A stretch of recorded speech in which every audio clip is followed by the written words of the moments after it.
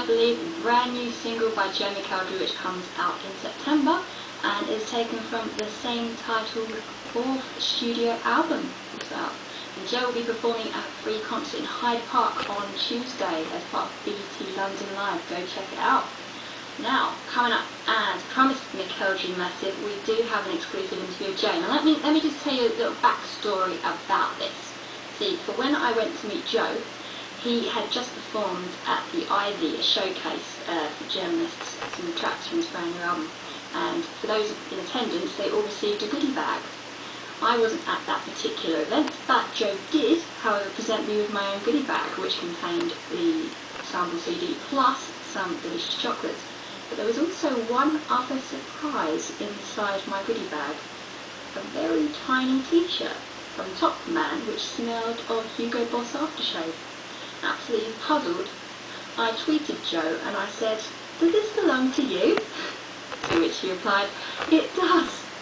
And I happened to be attending Perez Hilton's One Night in London, which Joe played at, and I did return the said t-shirt to Joe, which cringingly my mother actually washed beforehand, and I told him, and he told his mother that my mum had washed his t-shirt for him, and she said thank you. There's a bit of an exclusive for you. Anyway, coming up next we've got that interview with Joe, plus afterwards, I'm doing something a bit naughty. I'm going to play another song from Joe McElderry's brand new album. Ooh. Stay tuned here on Meridian Radio. Here's what happened when I met Joe. Hello, this is Joe McElderry and you're listening to Tina Campbell on Meridian Radio. Hello Joe, how are you doing? I'm very well, how are you? I'm very well, thank you. It's been exciting times for you at the moment, isn't it? It is really exciting. It's slightly nerve-wracking as well. I've been away for about 6 months now working on a new album, so it's a bit, and I've been writing as well. So yeah, it's a bit nerve-wracking. I'm nervous for everybody here, but at the same time I can't wait to start performing it. It's really fun. Is it going to be in the style of opera or? No, it's actually, I would say, it's quite hard to explain. It's not classical, but it's kind of like mid-tempo, slow ballads, pop ballads, just basically like my kind of style of what I'm kind of known for, I think. Similar to what I did on X Factor, but obviously a bit more with a modern twist, more original stuff, and we've got a few covers on there as well. So. Yeah, the album title is called Here's What I Believe. Is that reflective of that? So this is what you believe in the song, well? You've got that, you see? Everybody's been asking what it means. You've got that down to a T. Here's what I believe. That is why I called it that, because I'm giving it to people, I'm putting it out there for people to buy. I kind of wanted to be like, this is my album, I wrote stuff on here, here's what I believe. And also, the first song we're releasing is called Here's What I Believe as well, which I wrote. Which doesn't really, the message in the song isn't the same as what I'm saying on the name of the album. But it fitted, it kind of worked that it was called that, and I thought actually we should call it Here's What I Believe, because this is what I believe in, you know, this is what I worked on. So can you give us an idea as to what the kind of songs are going to be about? Love songs? Yeah, most of them are, it's kind of like, there's a lot of them about love, but different styles, you know, Here's What I Believe is a bit of a breakup, a feel-good breakup song. Feel-good breakup? Yeah, it's kind of like, it's a bit like a power anthem, it's a bit like, you know, you've been with somebody, they've cheated on you, they've done the dirty on you, and you're like, actually, see you later, like, here's what I believe, you're not going to do that to me, goodbye. And that's what the kind of story behind it. Then we've got another song like How We Love, which is about like all that, everything that goes on in your life. I didn't write this one, but it was written by an amazing American songwriter called Bethany Chapman, who's wrote for some incredible people, like she's written for Kate Hilson, so like, well, I'm really lucky to have her on. And it's called How We Love, it's the most, like, I've never cried at songs, and even I'm in tears when I sing this song. I was crying in the studio. It's about like there's so many things going on in the world, like, and so much crap that sometimes you forget that the one thing that matters is just how people love each other and how it is to be nice, and the smallest act of kindness, that's a word in it, is like can mean so much to somebody. It's quite a sad song, but nice at the same time. So it's different things of love, and then we've got other things on there as well. So it's a real mixture of everything. Oh, I look forward to hearing it then.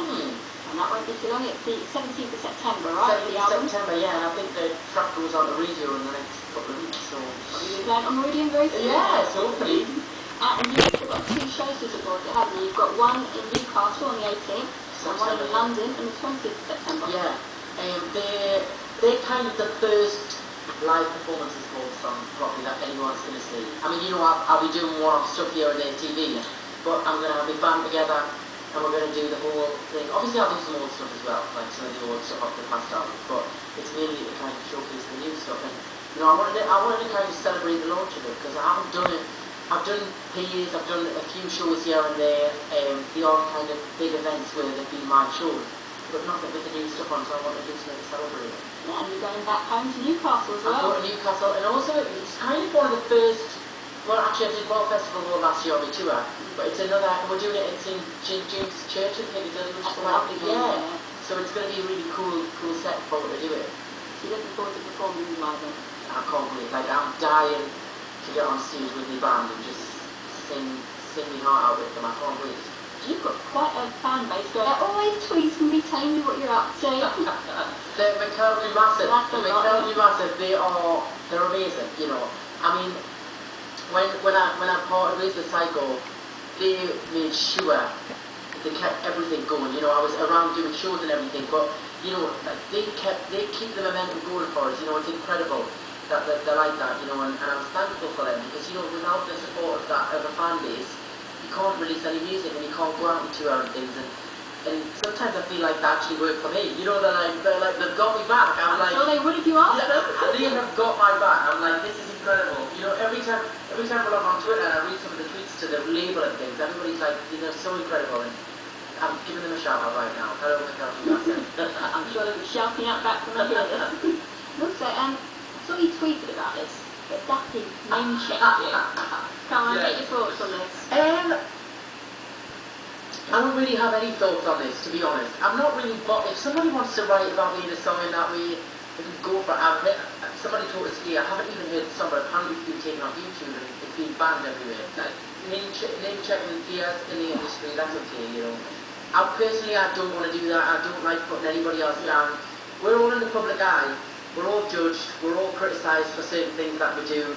I don't understand why you would want to do that with one of these peers that works in the industry and goes in the same industry. I would never do that to somebody. I've got better things to write about in your own songs than Dappy. I feel soon here. But if he thinks I'm interested enough to put in a song, and that much of a funny thing that he can put in a song, go for it. You know, I mean, it's water off the duck's back of me. Nobody else seems to like it, so it's obviously a bad song. That's key to have. Obviously at the Olympics.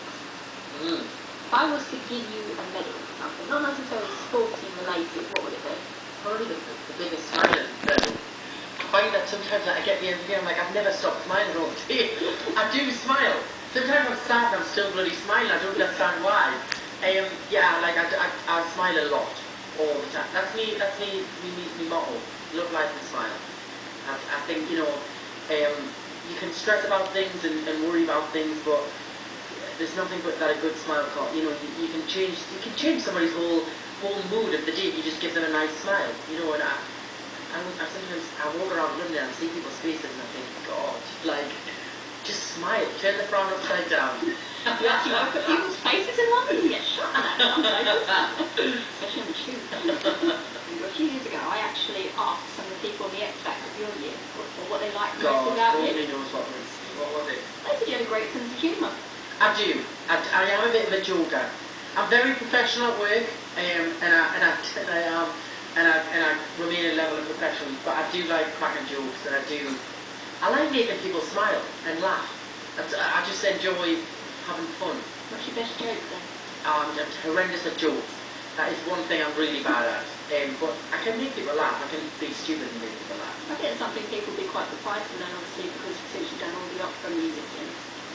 Yeah, I mean, I think the one thing I always wanted to do when I did the classical stuff is I wanted to kind of bring a kind of humility to it, because I sometimes feel that people are scared of opera, and I think with the classic album and the Christmas album was a bit more poppier than the classic album, but I really wanted to kind of bring that kind of, you know, make it a bit more friendlier. You know, it has a connotation with, oh, that's for pop people, and it's not true. You know, people hear it and they go, wow, that's beautiful music, and that's what music should be about. Music's for everyone. Well, your album's done very well, so clearly you've succeeded in what you set out to do. Yes, it's been incredible last year. Last year was really brilliant, and it just kind of snowballed from one thing to the other, so hopefully it's nothing soon. So what does the future hold for Joey Gardner? Well, hopefully more albums, more songwriting now, I can say that. I've hopefully going on tour. I can't announce when yet, but we're going on tour soon. And I just love to perform. I absolutely love to perform. You could put me on a stage every single night and I'd probably never get sick of it. Don't tell the label I said that because I'll probably never have a life. But I could tour for the rest of my life. I just love being on stage, having fun, interacting with people. The connection you have with an audience is like no other. I feel so fortunate that I'm able to go on stage and connect with people as a job. It's just so special. We're wishing you all the best of it, Joe. Thank you for your time. Thank you very much. Isn't he lovely? Don't you just love him? That was Joe McElderry, you heard from then.